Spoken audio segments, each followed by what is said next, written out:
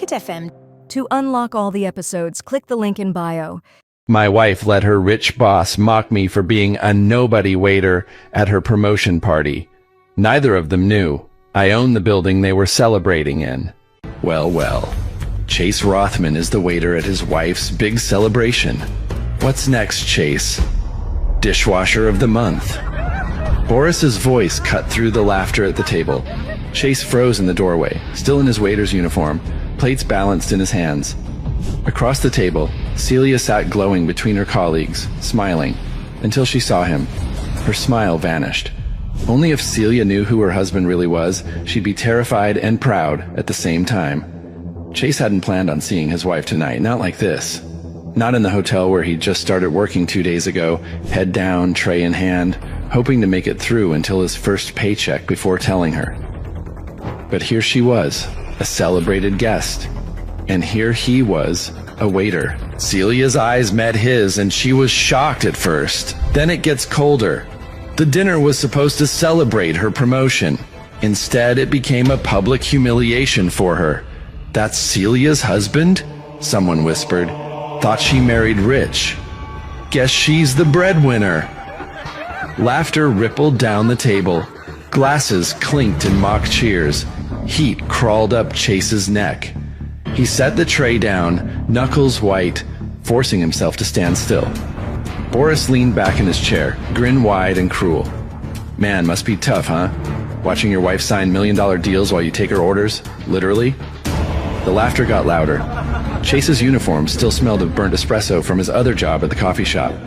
2 part-time jobs and 1 main job as store manager. 3 shifts, just to afford his 3-year-old daughter's medical bill, but none of it mattered here. Not to them. Man, don't you feel ashamed? Boris sneered. Living off your wife's paycheck like a leech? Do her a favor, Rothman. Leave her. Let her find someone better. Boris didn't even hide it anymore. His eyes had been on Celia for months. He was just waiting for the day she'd finally divorce Chase. Chase exhaled. Then he looked up, voice low enough to cut glass. You done? Boris blinked. What? You insult me for being a waiter. Fine. I work. I earn. I make my own life, Chase said evenly. You? You sip power someone handed you. Without your boss's card, you're nobody. The table froze. Laughter choked off. Watch your mouth, Boris snapped, standing. Chase didn't flinch. Or what? You'll brag louder? Silence. Celia's fork stopped midair as Chase turned and walked out. Outside, the night air cut like ice. Chase lit a cigarette, hands trembling. Smoke curled in the streetlight as the scene replayed in his head. It wasn't their laughter that gutted him. It was Celia's silence, his own wife sitting there, letting them tear him apart. Not a word, not a glance, nothing. That hurt worse.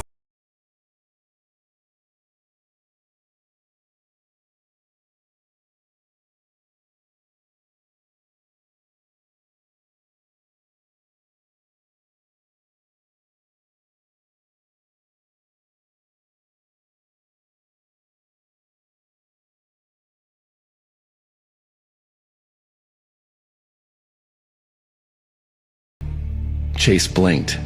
What? $100 million for a cup of coffee? The man nods, confirming. Chase stared. Who the hell are you? The man stood, removed the hat. Tim Sanders, his father's old enforcer. Kid, Tim said calmly. Let's talk outside. Chase stormed out, sun blazing on asphalt. What do you want? To bring you back, Tim said flatly. Your grandfather wants you home. $100 million on your name the moment you agree to sign the papers. Chase laughed, bitter. $100 million? He must be desperate. You're still clinging to the past? Chase's jaw tightened. That old man sided with my toxic ex and disowned me. Tim's voice dropped. He paid for that. Not enough. Tim stepped closer.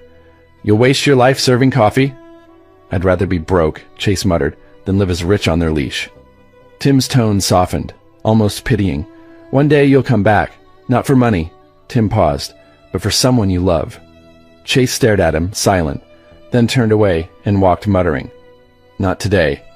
Chase crushed his cigarette as the memory of earlier Tim, the offer, still clawed at his chest when the hotel doors banged open. Celia stormed out in fury. Laughter from her colleagues echoed faintly behind her. "Why would you humiliate me like that?" she spat. Chase turned, voice edged with disbelief. "Celia, I didn't even know you were here. If I had—" "You're lying." Her laugh was bitter. "You did it on purpose, because you're jealous of my success. You can't stand that you're still a poor nobody." The words hit harder than anything Boris had said inside. Chase felt the heat rise, but forced himself calm. "I'm working 3 jobs, Celia, saving every damn penny for our daughter's treatment, and you think I wanted to ruin your celebration?" His voice cracked low. Celia's face hardened. "I work just as hard, harder. And for once, I wanted to celebrate my promotion. Just once, and you ruined it."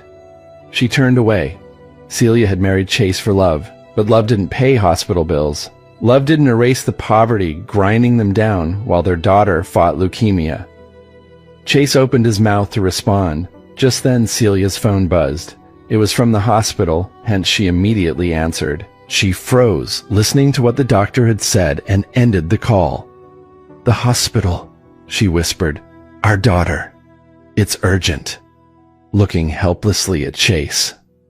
Minutes later, in the hospital hallway, "Your daughter needs an urgent test," the doctor said. $5,000 up front.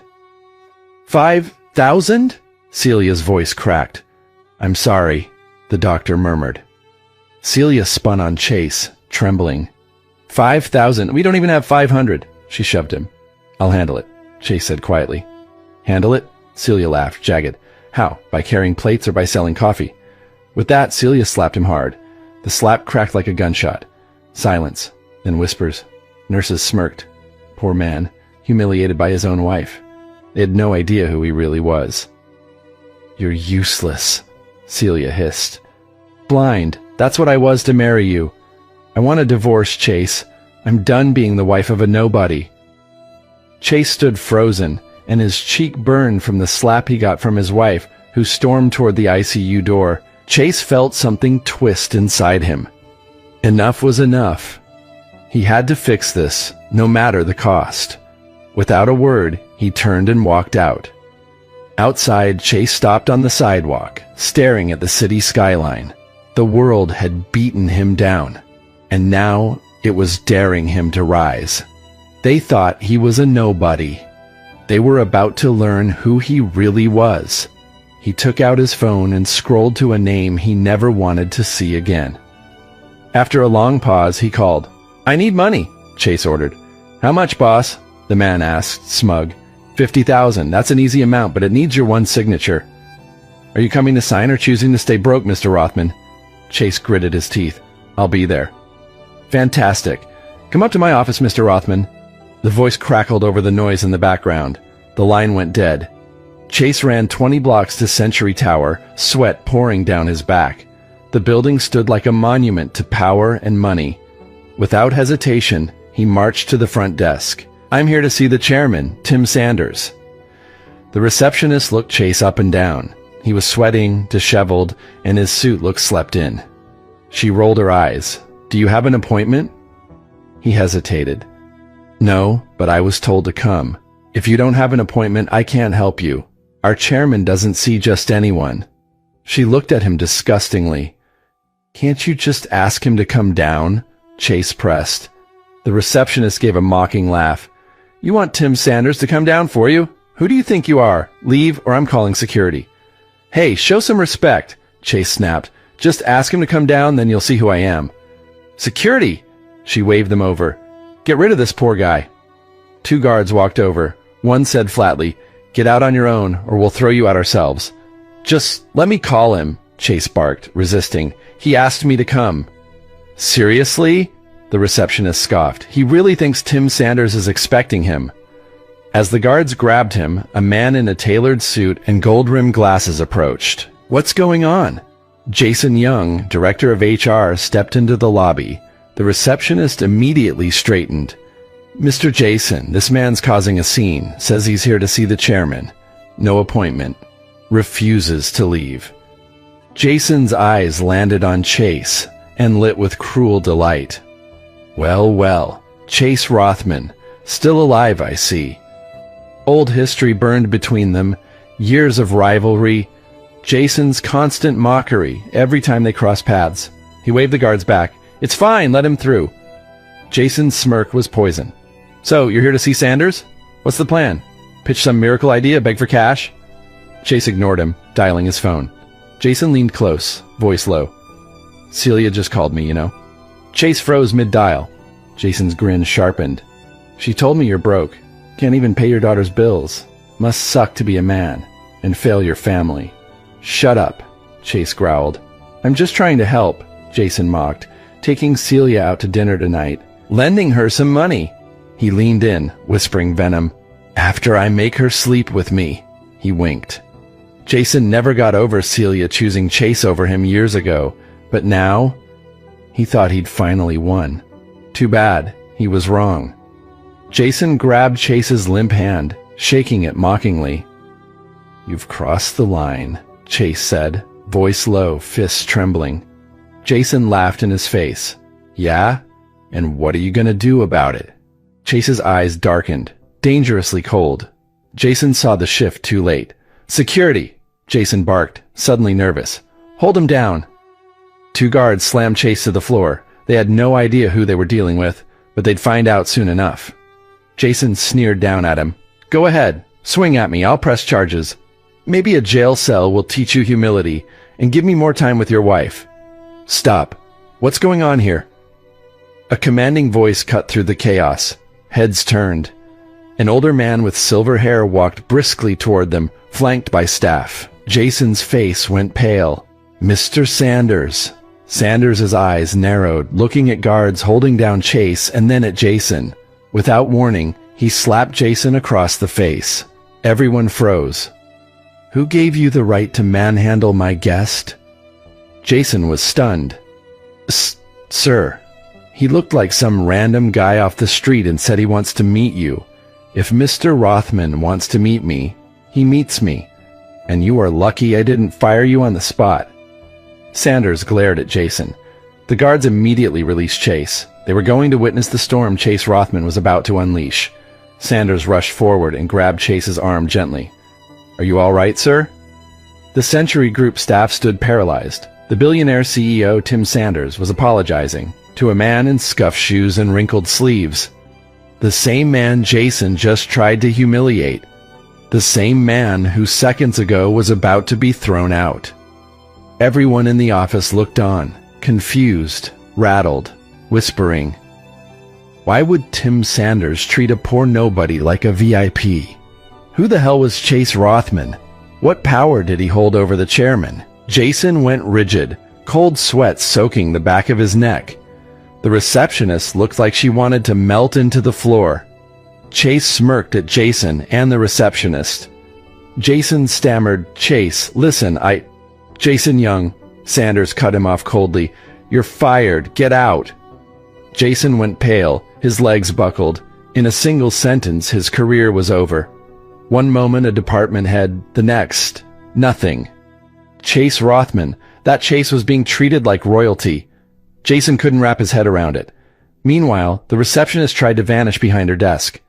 As she slipped off, Chase stepped in her way. "I'm so sorry," she blurted. "I didn't know." "Do you treat everyone without an appointment like that, or just the ones who don't look rich?" Chase questioned her. Before she could stammer an answer, Sanders said calmly, "You're fired too." The receptionist collapsed into her chair, staring at the wall. Her stomach turned. She'd just insulted someone the chairman called Mr. Rothman. The guards glanced at each other, standing perfectly still. Sanders motioned Chase forward. "Come, let's talk." Inside the sleek office, Sanders personally poured coffee and handed it to Chase with a shaky smile. "These last 3 years must have been rough," Sanders said softly, "but your grandfather was clear. Until you sign the terms, I can't give you even a cent." Chase took a slow sip. His mind wandered back to years ago, falling for Celia, marrying her against his grandfather's warnings. His grandfather, the man who built Century Group from nothing, and Chase was the sole heir to a vast empire, yet he'd walked away from every privilege for Celia. He'd believed Celia was worth it, believed love and hard work would be enough. Then his startup collapsed, the debts piled up and everything unraveled. Sanders, Chase looked up. If I take my inheritance, does the old man have any other conditions? Sanders lit up. None, just your signature. Chase narrowed his eyes. Has grandfather finally accepted Celia? Sanders gave a nervous laugh. That I can't say. But I did hear Miss Shaha Peterson's still single. At the mention of Sasha Peterson, Chase sighed and rubbed his temples. Sasha Peterson, the flawless heiress of the Peterson family. Beautiful, ruthless, toxic. She was the woman his grandfather had wanted him to marry, the perfect match to merge two empires. It was his refusal to marry her and his choice to marry Celia instead that had severed him from the Rothman fortune in the first place. But what if Sasha came back? What if she still wanted revenge for being rejected? You're sure there are no hidden terms? Chase's voice was low, eyes locked on Sanders. He knew his grandfather too well. There was no way this came without strings attached. Sanders patted his shoulder. Absolutely. Chase didn't believe him, but right now, none of it mattered more than his daughter's treatment. He said, "My daughter needs care. Lend me the money first." Sanders immediately shook his head. "I'm sorry, but can't do that." Chase's jaw tightened. "Are you serious? Dead serious. Sign the papers and you'll have 50 million, not just 50,000. Fuming, Chase slammed his hand on the table. "Fine, bring the contract." "Excellent," Sanders beamed. "I'll get the lawyer." Chase's lips curled into a faint smile. The hawk had awakened. Soon, every person who'd looked down on him would regret it. 30 minutes later, Chase left the Century Group with a loaded bank card. Sanders escorted him out personally. Back at the hospital, Chase found Celia outside the ward talking on the phone. She gave him a cold glance, then looked away.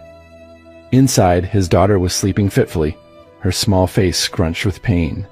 Chase reached out, tucking her hand gently under the blanket. She looked so fragile, yet she was the reason he'd just given up everything. Celia called out, "Chase, step outside." He followed her to the corridor. "I've made arrangements for tonight," she said, avoiding his eyes, "to take care of the hospital bills. I'll find a way to pay. Obviously you can't." Chase let the insult pass. "Where are you going?" After a long pause, she said, "Jason." "I called him. He offered to help. I'm going to meet him tonight." Chase felt a jolt, but he stayed calm. At least she hadn't lied. "You don't have to go," he said. "We've got the money." Celia's eyes widened. Her voice trembled. "What?" "You heard me," Chase said. "We're covered." She stared at him like he'd lost his mind. If she knew her broke husband was the heir to an empire worth billions, she wouldn't just stare. She'd lose her mind. But the question was, would Chase ever tell her? Seeing the serious look on Chase's face, Celia's brow furrowed. "You're seriously clinging to your pride now? When our daughter's in a hospital bed?" She snapped. "All I asked was to borrow money from Jason. Can't you even consider that?" Clearly, she thought Chase was bluffing, his ego bruised at the idea of her turning to Jason for help. Only if she knew that her husband just got Jason fired from his job on the spot. "I'm not lying, Celia," Chase said, gripping her hands. "I know I failed you, but that ends now. I swear, I won't let you or our daughter suffer again." She stared at him for a moment, then burst into bitter laughter. "Chase Rothman," she scoffed. "Do you think I'm still that idiot who married you when you had nothing to offer me? You really think some sweet words can fix this? How exactly do you plan to keep that promise of dreams and fresh air?" Chase's voice was steady. "Because I'm rich now." "Rich? You? Chase, you can't even pay hospital parking fees without borrowing from me. Are you delusional or just desperate?"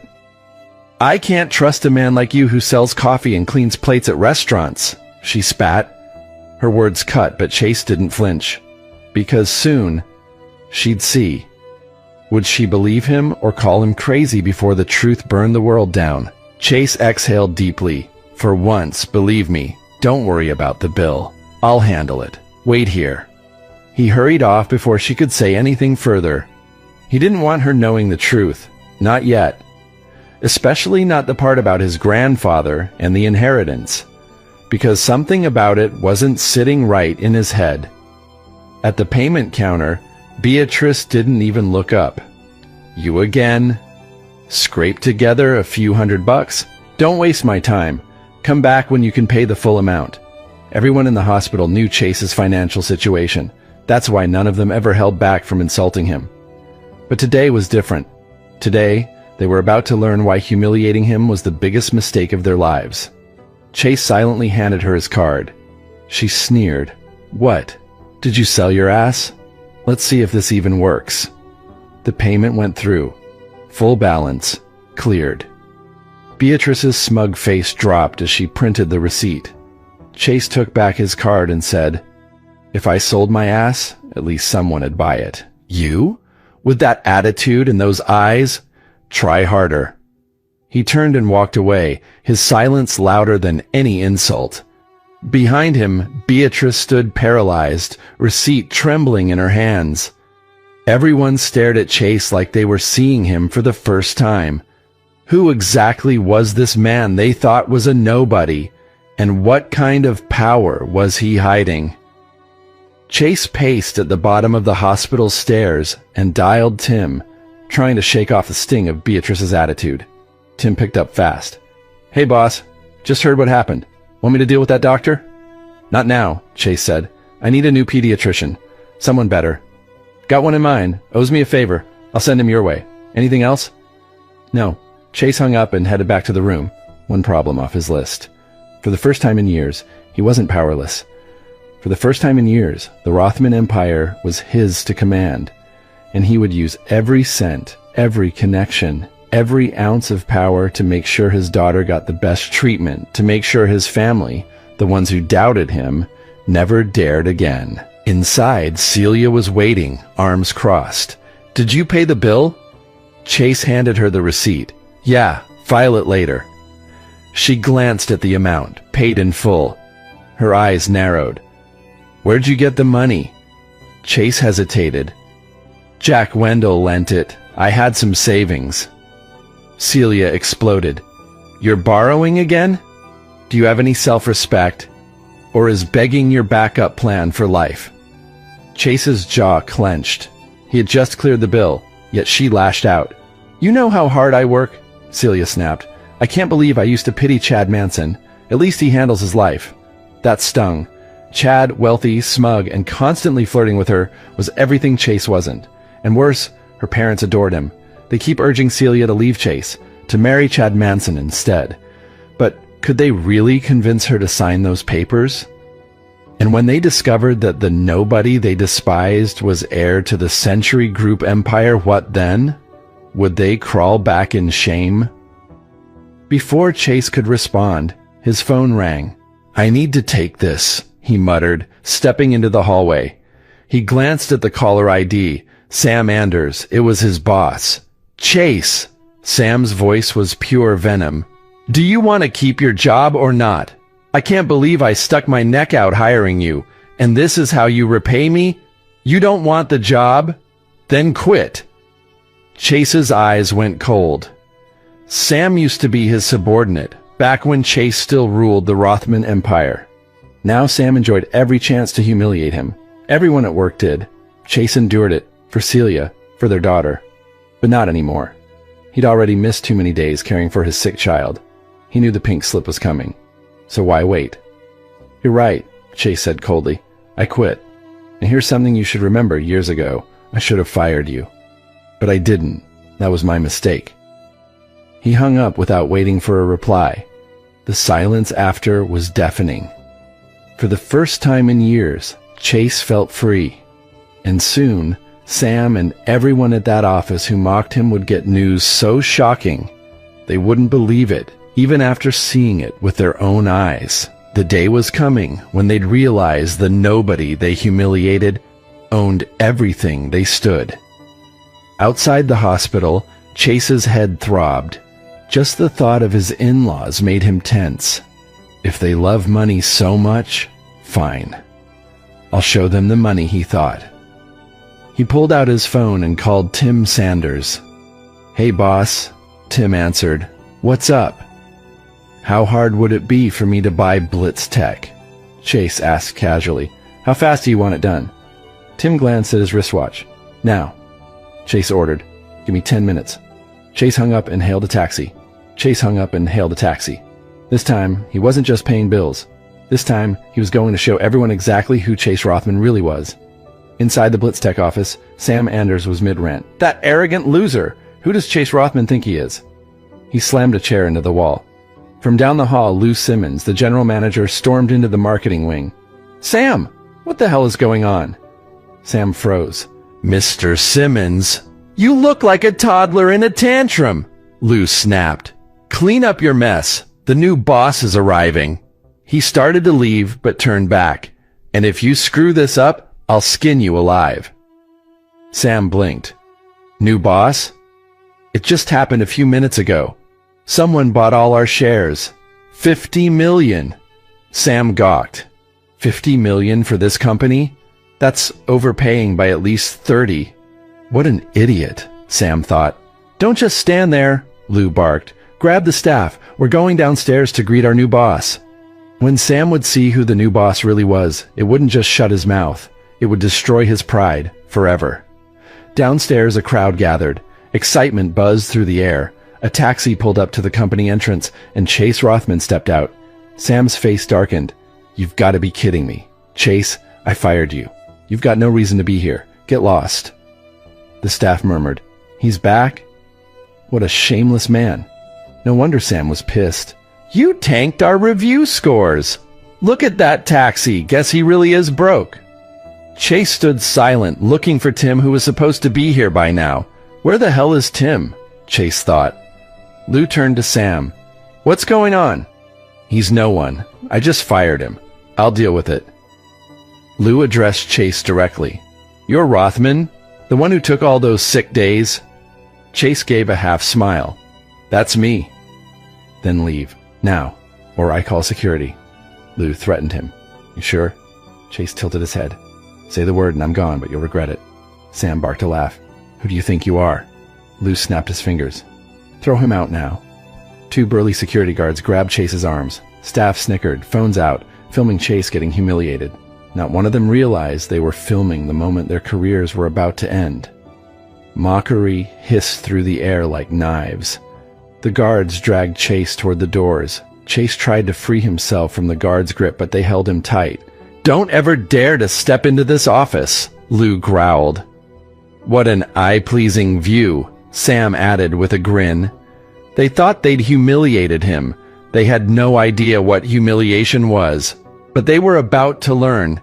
They shoved him through the glass entrance. Chase stumbled, nearly crashing to the pavement.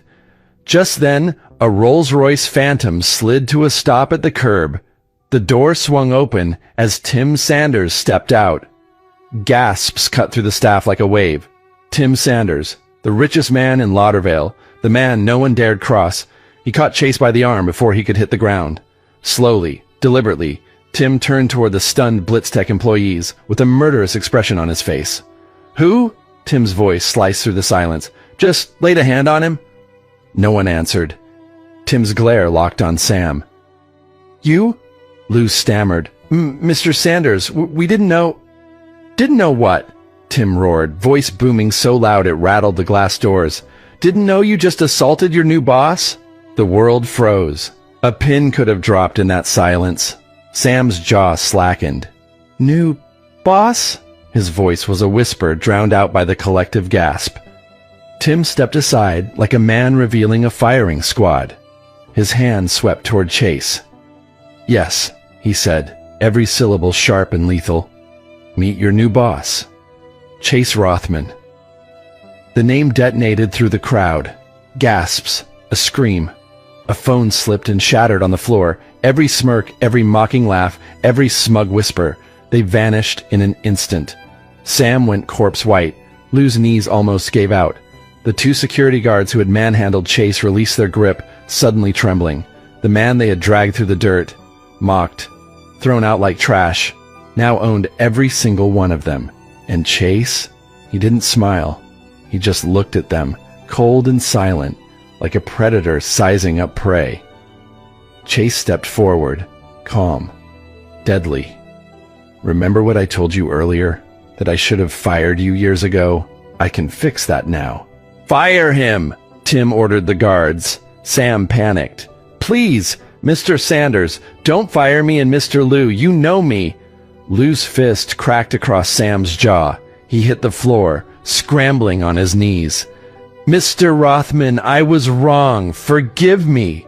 Chase's was ice. Leave before I ask the guards to throw you out like garbage. One word ended Sam's career. The guards dragged him out like trash. Chase brushed past Liu, who was pale, speechless, and signaled Tim. Tim gave Liu a curt nod. The rest's on you, Mr. Simmons. Don't wreck the company now. Only when the Rolls-Royce pulled away did Liu finally exhale, shaking. The cabin was silent, tension humming like a wire. Finally, Tim spoke. Boss, I need your signature. Urgent paperwork. Should we go to the office? Chase frowned. Can't you handle it yourself? Tim shook his head. Not this one. Now that you've inherited everything, your signature is law. Without it, the deal dies. Chase sighed. Hospital first. Paperwork tomorrow. Chase had no idea what was waiting for him in the hospital. The rolls stopped. Celia stood outside, frozen. Her broke husband stepping out beside Tim Sanders himself? Her eyes widened. What the hell is happening? Chase Rothman, she snapped. Weren't you at work? They didn't need me today. Chase's voice was casual. Came to check on you. He smirked, thinking if Celia would believe him if he told her that he just bought Biltz. Her gaze darted to Tim. And him? That's really the Tim Sanders? Celia knew Tim's power, his position. Seeing her broke husband beside him felt impossible. Mrs. Rothman, Tim greeted her warmly. You know me? Celia stammered. Our company's just partnered with Blitz, Tim said smoothly. Your husband played a major role in making it happen. Hence, I gave him a ride. See? Chase forced a smile. Just a ride. Tim caught the hint, gave a polite nod. Pleasure meeting you, Mrs. Rothman. With that, he left. Celia turned on Chase, sharp. How do you know Tim Sanders? Didn't he just say, my company partnered with his, what else do you want? She didn't answer, but disbelief flashed in her eyes. How could Tim Sanders be with someone useless as Chase? Only if she knew Tim Sanders worked for her husband. That's when Celia's phone beeped with a message. She glanced at it and smiled. A smile that twisted Chase's gut. Who the hell texted her? Without a word, she spun toward the parking lot, heels striking hard against the pavement. Where are you going? Chase called, following. Why do you care? She shot back without turning. The message, the smile on her face, and her sudden coldness. Everything pointed to one brutal thought. Is Celia cheating on her husband? Chase replayed her coldness over the past months. Every time he'd reached for her, she'd shoved him away. You can't even afford condoms. Why bother touching me? The words had branded him deeper that he stopped initiating intimacy with her. Now watching her storm off, it all clicked. The distance, the bitterness, the hidden smiles at texts she never explained. Chase followed at a distance as she walked past the lot, down several blocks, and into a private business club. What's she doing here? Chase thought, looking around. Meeting someone in secret? Probably her secret lover. The thought of Celia cheating on him made his blood boil. Without wasting a second, he headed straight inside. At the reception, Chase asked for Celia. The receptionist checked Celia's name. She's with Mr. Gormack, lounge, third door left. Chase's gut nodded. He followed the directions and froze when he saw Celia, seated across from a greasy middle-aged man. The man's gaze was predatory. Chase's fists clenched. Every muscle screamed to storm in, but he waited and watched. Gormack slid into the seat beside her, hand brushing her shoulder. Mr. Gormack, please. Celia's voice was tight. We're talking business. He smirked. If you want the deal, sleep with me. He had no idea whose wife he'd just propositioned. Chase couldn't hear her answer, and that frustrated him more.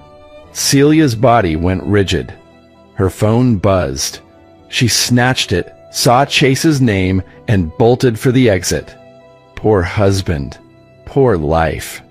That's what she muttered under her breath as she ran, cursing him for the hell she was trapped in. Only if she knew, her poor nobody could erase Gormak with a single word. Chase cut her off in the stairwell, catching her wrist. "Why are you here?" Celia hissed. "Did you follow me?" Before Chase could answer, Celia sensed his intention and spoke. "Oh, please," Celia glared. "Do you think I'm cheating? I'm here working because your useless husband." "Who is he?" Chase asked through clenched teeth. "A minor exec. Does deals with my firm. He's a creep, but I thought I could land something. I needed that commission," Celia muttered bitterly. Even after Chase had told her he'd handle the hospital bills, she never believed him. In her mind, Chase always borrowed and it had to be paid back. So she pushed herself further because to her, Chase wasn't reliable. Soon, she would realize how wrong she was. "But why are you even asking?" Celia snapped. "What are you going to do about it? We both know you're spineless, Chase." She didn't know one phone call from him could erase Gormak's career and maybe the man himself. "You shouldn't have to deal with guys like him," Chase said quietly. "Come on, let's go." "I'm not going anywhere with you," Celia hissed. "You're a disappointment, and don't ever interrupt my work again." She stormed off, wiping angry tears. Chase stood frozen, fists trembling. Then he pulled out his phone. "Boss?" Tim's voice crackled on the other end. "Listen carefully," Chase said, voice low and steady. "I want you to do something." As Chase explained his plan for Gormak, Tim didn't hesitate. "Consider it done." A slow smirk tugged at Chase's lips. Gormak had no idea how bad it was about to get for him. Greg couldn't get Celia out of his head. He wanted her, bad. And if that meant cornering her, so be it. Just as he was planning to set a trap for her, his phone rang. He cursed. "Who the hell?" "Greg Gormak." The voice was cold steel. His boss. Greg straightened. "Mr. Mormon, I didn't know." "Shut up!" The voice cut like a blade. "You're going to approve Mrs. Rothman's proposal. Any requests she makes, you fulfill. And if you so much as look at her again, I'll skin you alive." Greg's knees buckled. "Why, what did I can tell by your tone you pissed her off already," his boss snapped. "Beg her forgiveness, or start packing your office." The line went dead. Sweat trickled down Greg's neck. Somewhere out there, someone had pulled strings hard. Of course, it's Chase Rothman. Would Celia ever realize the man she calls a spineless is the one making power players crawl? Celia grabbed her bag and stormed past the reception. Chase followed. "Why are you still following me?" "I'm worried about you. Let's go together." "Worry about your waiter job, Chase, for our daughter's sake." She didn't look back. "Tell me," Chase's voice dropped. "Did he touch you? I'll end him." "Enough," Celia snapped, voice cracking. "We have enough problems already." Chase stared at her. "You think I'm the problem? That creep harassed you." "Greg didn't do anything," Celia shot back. "Stop being impulsive for once. I can handle my job without you charging in." The doors burst open. Greg stumbled in, pale and sweating. "Mrs. Rothman, wait!" he gasped, spotting Chase. Then he dropped to his knees. Celia froze. "Mr. Gormak, what are you doing?" Greg's voice trembled. "Mrs. Rothman, I crossed the line. I'm sorry. Slap me. Scream at me. Anything. Just let's sign the deal." Celia blinked, stunned. Chase just smiled faintly. Tim had done his job. Minutes later, the contract was signed with 20% extra profit as an apology. Greg fled like his life depended on it. Celia stared at the papers. "This doesn't make sense. Why would he suddenly—" "Maybe someone helped you," Chase said lightly. "Someone?" Celia frowned. Greg's sudden apology. Chase's calm smirk. Nothing added up. "What are you thinking?" Chase asked. "Not about you, that's for sure," Celia muttered. You wouldn't help me, even if you could." She walked off, still convinced her husband was a nobody, still blind to the fact the man she called useless was the reason Greg Gormack was begging on his knees. Chase's chest tightened, but he said nothing. One day she'd know. The car hummed down the freeway as Tim took Chase to an important business deal. Chase leaned back, sunglasses hiding tired eyes. "I still have the final say, right?" he asked flatly. Tim glanced over from the driver's seat. "Yes, you're the boss now." "Good." Chase's tone was sharp, no trace of doubt. Only if Chase knew what was waiting for him there. At Laudervale's elite clubhouse, only the richest and most influential passed its doors. Tonight, even Ken Vaughn, chairman of Vaughn Corp., net worth $4 billion, waited in line with shareholders. "Isn't that Ken Vaughn?" whispered a guest. "Yeah, and half the board's here. Must be some major guest. Bigger than Sanders? Who else could pull this crowd?" Ken's son Chester groaned. "Dad, who are we waiting for? Making us stand here like servants?" Ken snapped, "Quiet. Sanders organized this. Show some respect." Chester sneered. Didn't know anyone outranked Tim Sanders. A Rolls-Royce pulled up. "Mr. Rothman, want the main entrance?" Tim asked. Chase eyed the crowd. "Too flashy. Let's go through the back door." Tim nodded, redirecting the driver. Minutes later, Ken received Tim's call. "He's here. Go in." "What?" Chester fumed. "We've waited half an hour and he's already inside?" Ken glared. "Shut it! Don't embarrass me!" Ken thought that was the end of it. He didn't see the storm brewing behind his son's eyes. Tim sat with Chase on the leather sofa, briefing him on the deal. Moments later, Ken Vaughn, his son Chester, and several shareholders entered. The room went silent. Chase's worn jacket and calloused hands stood out among the suits and gold watches. He looked like a nobody. Chester sneered first. "Who let the janitor in? Climb through a bathroom window?" Tim stiffened, about to speak, but Chase stopped him with a look. "So what if I did?" Chase said flatly. Chester scoffed. "You know where you are? This is a billionaire's lounge. You look like you're here to fix the plumbing." They laughed at the man who could buy them twice before breakfast, but Chester wasn't done. He was about to cause more trouble and provoke Chase Rothman. The question was, when he does, would Chase crush him or let him suffer? "Chester, shut up!" Tim barked. Ken frowned at his son, forcing a polite smile at Chase. "Mr. Sanders, I thought you were introducing us to an investor. Is this his assistant?" Before Tim could correct him, Chester piled on. "Investor? Him? What's he got? $50? Enough!" Tim's voice cracked like a whip. "One more word and I'll buy out your family just to put you on the street." The room froze. Ken blanched. "Apologies, Mr. Sanders. He doesn't think." Chase smirked. "He's no kid. If he's allowed to mouth off, I'm allowed to reply." Ken glared at Chester. "Another word and you're gone." Chester clenched his fists, silent but fuming. Tim turned to the room. "Let me clarify. This is my business partner, Chase Rothman, the investment you're begging for?" He decides. Stunned silence. Even Chester's jaw dropped. The man they mocked as a nobody was suddenly the richest man in the room, and now every eye waited. What would Chase Rothman do with that power? Chase stood. "Let's skip the pleasantries. How much?" Ken swallowed. $150 million. "Fine, I'll put in $300 million. I want 15%. Sign now. I've got somewhere to be." Ken nearly choked. "The 300. Done." They signed on the spot. Chase smirked. "Mr. Ken, keep your son out of future deals. If he needs help, he goes through Sanders." Chester's face turned scarlet. The rings had been meant for him. Ken forced a toast. Chase refused the drink. He and Tim left through the back.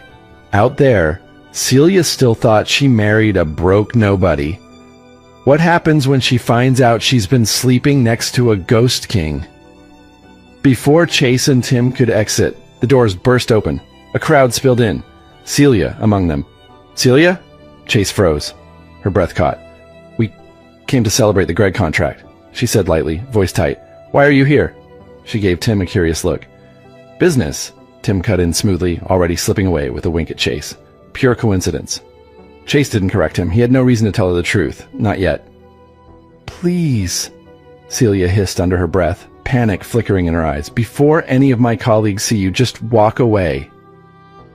She still remembers how her colleagues humiliated Chase for being a waiter. She couldn't survive round 2. Chase shook his head, calm. Don't worry. I won't ruin your night. I'll head to the hospital. Stay with our daughter. His tone softened, almost pleading. Go. Enjoy your night. But whispers were already slicing through the air. Fate wasn't letting him leave clean. Yo, Celia, that's him, right? One voice snickered. Your husband?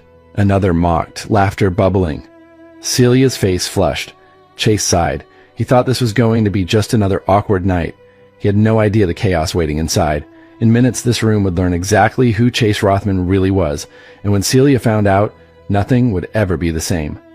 Before Chase could reply, a booming voice rose over the music, cocky, claiming, Celia, drinks on me. Boris Washington, her boss, the man whose girlfriend openly schemed to get Celia fired and whose obsession with Celia was no secret. Everyone knew Boris wanted her, but Boris didn't know that Chase Rothman would soon make him regret even thinking about his wife. We just ran into each other, Celia said quickly, steering away. He's leaving. Fine, Boris smirked. You guys grab a table. I'll check the private lounge. Celia drifted toward the bar with her coworkers, laughter forced. Chase's fists clenched. Boris lingered, eyes on Chase, hungry, territorial. If she's smart, she'll divorce you, Boris sneered. Trash like you drags her down. Chase's reply was cold as ice. Coming from you? You're beneath me. Boris barked a laugh, flashing a tripod membership card. See this? Lowest tier, sure. Still higher than you. How'd you even get in? Delivering coffee? Or janitor work? He stepped closer, voice dripping poison. Face it, Rothman. While you scrub dishes, I'm offering her everything she dreams of. Chase didn't flinch. Didn't even blink. Boris mistook the silence for defeat. What he didn't know was that inside Chase's jacket sat a card 10 times rarer. When Chase played it, every sneer in this room would die in their throats. That card's not yours, Chase said evenly. You're riding someone else's coattails. Boris stiffened. Chase had hit him dead center. The card wasn't his, but how did Chase know about it? You're full of it, Boris snapped. This card's mine. I already booked a private room. Want to see how the upper class lives? Tag along. He lied through his teeth, refusing to back down. He slammed the card on the counter. The sound cracked through the lobby like a gunshot. Heads turned. Conversations died. All eyes shifted to the reception desk. Boris's girlfriend smirked at Celia from across the crowd. Is your husband back here for another humiliation? She whispered, voice sugar-sweet and cruel. God, why can't he just stop ruining everyone's mood? Another coworker muttered. Celia, you should divorce him already. Celia's jaw clenched. She stayed silent.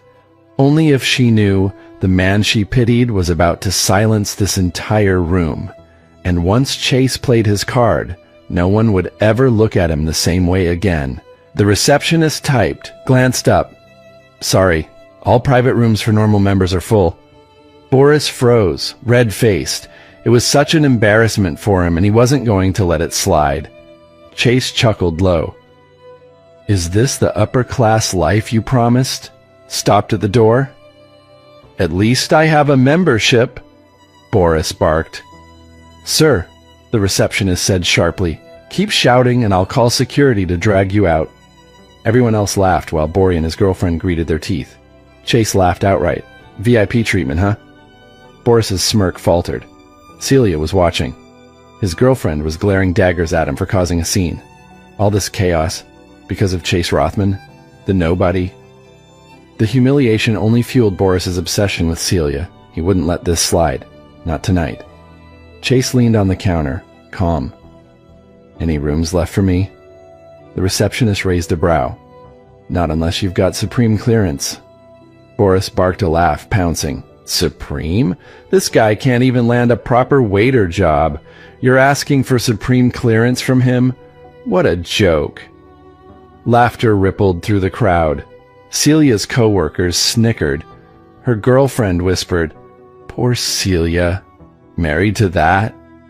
Celia looked at Chase, heart sinking, bracing for his humiliation, until he smiled. Chase slipped a card from his jacket, black, diamond-edged, glinting under the lobby lights. Gasps tore through the room. Conversations died mid-breath. The receptionist's hands shook as the card touched the counter. The Supreme card, one of 10 in existence, worth more than the entire lounge combined. Every laugh strangled into silence. Celia's world tilted. Who was her husband? Will Celia finally realize the man she's been humiliating is the one holding all the power in this room? What will Boris do now that he's been crushed in front of everyone? Crawl away or strike back harder?